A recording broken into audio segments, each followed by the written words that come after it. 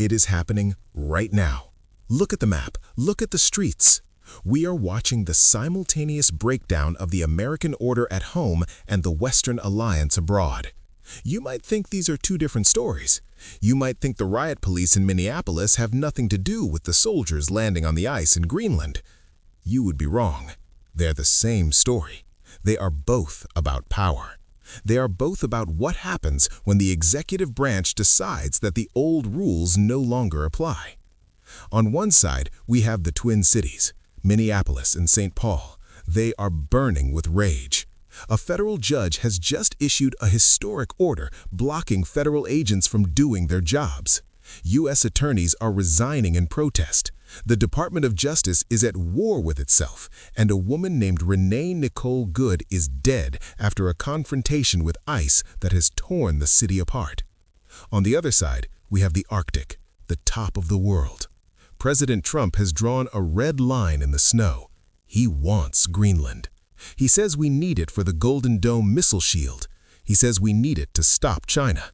And he has told our NATO allies that we will take it the easy way or the hard way. And now, for the first time since World War II, European armies are mobilizing to stop us. French mountain infantry are on the ground in Nuuk. German reconnaissance teams are in the air. The Atlantic Alliance is cracking. This is the story of January 2026. This is the story of the Twin Storms. Let's start in the north. You need to understand the scale of this. This is not a real estate deal anymore. This is a military standoff. President Trump made it clear this week. He stood before the cameras and said, "We are going to do something on Greenland, whether they like it or not."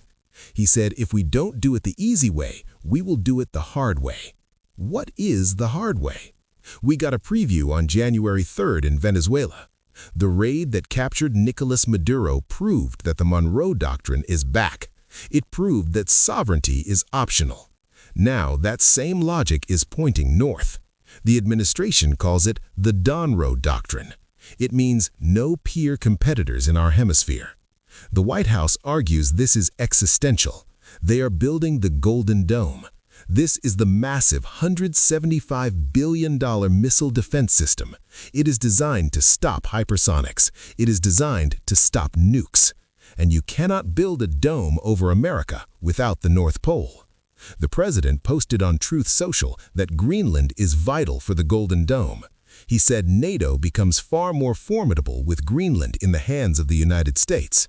He said anything less is unacceptable. But the Danes said no. The Greenlanders said no. They said they are not for sale. They said they are not a product. And that is when the threats started. That is when the tariffs were threatened. That is when the whispers of an invasion began to circulate in Washington.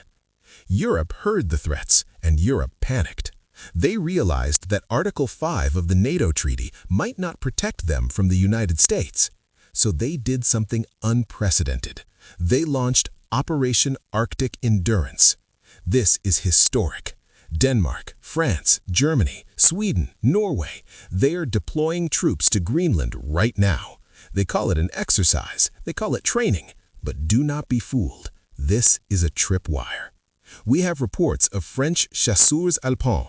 These are elite mountain infantry. They're on the ground in Nuuk. We have a German reconnaissance team of 13 specialists. They flew in on an Airbus A400M. We have Swedish officers integrating into the Danish command. They are putting their bodies between the U.S. military and the Greenlandic government. They are betting that the president will not fire on French and German soldiers. It's a game of chicken with nuclear stakes. The Russian embassy in Belgium is laughing. They issued a statement saying this buildup is of serious concern. But privately, they are watching the West destroy itself. Why do we want it so bad? It is not just the missiles. It's the dirt. It's what's under the ice. We are in a resource war with China, and we are losing. China choked off our supply of rare earth minerals in October 2025. They control the magnets for our fighter jets. They control the batteries for our grid. We are desperate. Greenland has the answer. It has the Kvanefjeld deposit. It has the Tanbreez deposit. These are the biggest untapped reserves of rare earths on the planet. But there's a problem. The Civonix project is tied up with Chinese investors. A company called Shanghai Resources owns a huge chunk of it. The White House sees this as a national security emergency.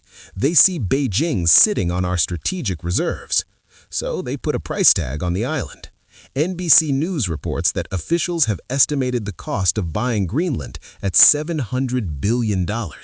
Think about that number, $700 billion. That's half the defense budget. They want to write a check to Denmark to make them go away. They even floated a plan to pay the people directly.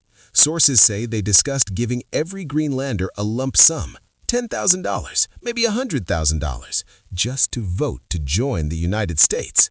It's a hostile takeover bid, but instead of buying shares, they're trying to buy a country. Now, bring it home. While we look at the Arctic, the streets of Minneapolis are burning. The federal government is not just projecting power abroad, it is projecting it here. It started with Operation Metro Surge.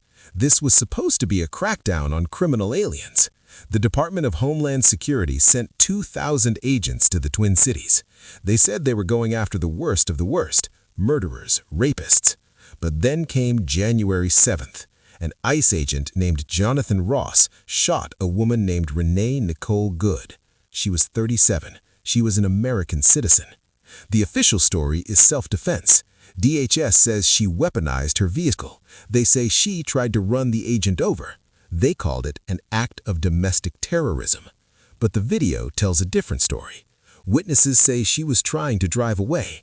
They say the agent fired through the windshield and then fired through the side window as the car passed him. They say he shot a fleeing woman. The city exploded.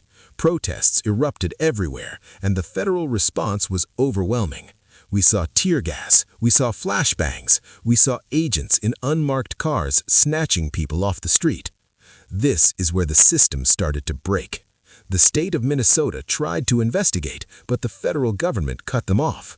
The Minnesota Bureau of Criminal Apprehension withdrew from the case because ICE wouldn't give them evidence. Then the U.S. Attorney's Office imploded. 5 federal prosecutors resigned. These are career people. The first assistant U.S. attorney, Joe Thompson, quit. They walked out because Washington told them to stand down. The Department of Justice Civil Rights Division said there was no basis for an investigation. They cleared the agent before the smoke had even cleared. But one judge stood up, U.S. District Judge Catherine Menendez. On Friday, she issued a restraining order that shocked the administration. She told the federal agents to stop. She banned them from using chemical irritants on peaceful protesters. She banned them from arresting people just for watching. She said the Constitution still applies even during a surge operation. This is a direct clash between the judiciary and the executive. The White House says the judge is endangering agents. They say the crowds are rioting. But the judge looked at the evidence and saw retaliation. She saw agents punishing people for exercising their First Amendment rights. Do you see the pattern yet? Do you see the thread connecting Nuke and Minneapolis? It's the assertion of absolute authority.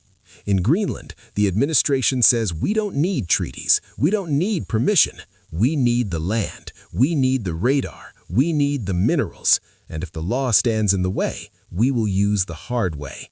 We will threaten our allies. We will risk the NATO alliance. In Minneapolis, the administration says we don't need local cooperation. We don't need state investigations. We have a mandate. We will surge into your cities. We will operate with immunity. And if a judge tries to stop us, we will claim national security. It's the same logic. It's the logic of the Golden Dome applied to the street corner. It's the belief that the mission is so critical that the rules no longer matter. And it's getting dangerous. The president is not backing down. In Minnesota, he has threatened to invoke the Insurrection Act. He's talking about sending in the military to quell the protests. He says the governor and the mayor have lost control. If he does that, we're in uncharted territory. American soldiers on American streets enforcing federal will against the wishes of a state governor. And in the Arctic, the clock is ticking. The European troops are there. The French are there. The Germans are there. They're waiting to see if the U.S. Navy shows up. They're waiting to see if the tariffs hit. We are walking a tightrope. One slip in Minneapolis could lead to martial law. One slip in Greenland could lead to the end of NATO. There's one more piece to this puzzle: the money. The people pushing for Greenland are not just generals, they're tech billionaires. People like Peter Thiel, people like the founders of the Praxis Society. They're obsessed with Greenland. They don't just want mines, they want freedom cities. They want to build libertarian utopias on the ice, places with no regulations, no taxes, no rules. They see the breakdown of the old order as an opportunity. They see the chaos in Minneapolis as proof that the old system is failing. They want to start over, and they want to do it on an island the size of a continent that the U.S. government